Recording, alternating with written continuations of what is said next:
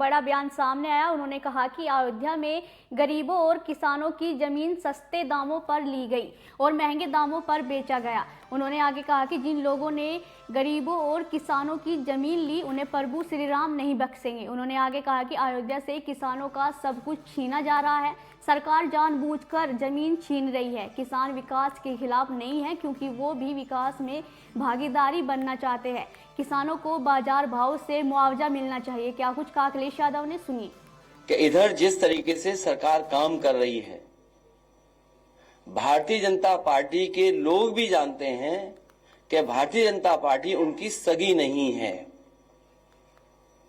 इधर जिस तरीके से भारतीय जनता पार्टी फैसले ले रही है, काम कर रही है, भारतीय जनता पार्टी के लोग भी ये महसूस कर रहे हैं कि भारतीय जनता पार्टी उनकी सगी नहीं है।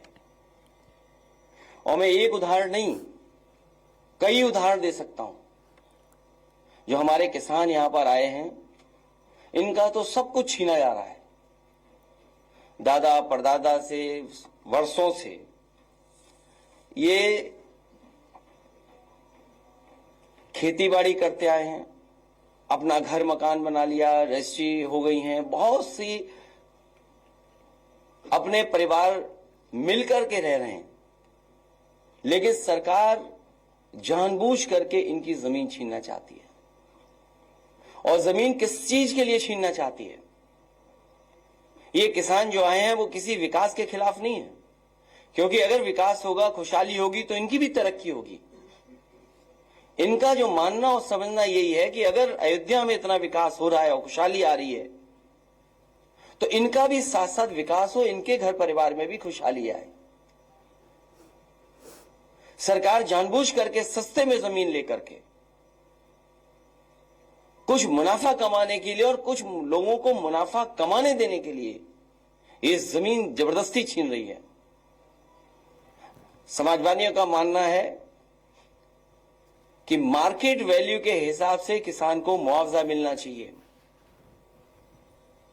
और कई मौकों पर मैं और आप यहां पर बैठ करके कई बार चर्चा की है और यहां तक कहा मैंने कि ये अयोध्या प्रभु राम जी की जमीन है, धरती है उनकी।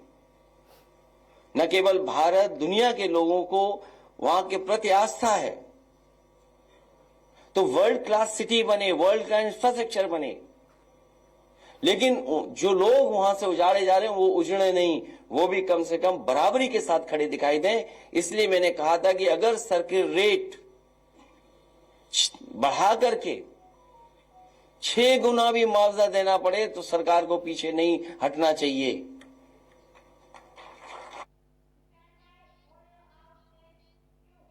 खबर उत्तर प्रदेश के